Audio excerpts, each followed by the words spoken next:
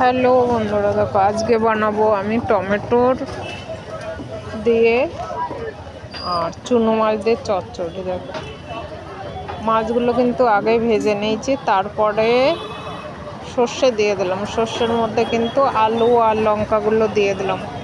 আলু লঙ্কা দিয়ে ভালো করে নাড়িয়ে চাড়িয়ে দেখো তারপরে টমেটোগুলো দিয়ে দিলাম। টমেটোগুলো কি সুন্দর কেটে নিয়েছি।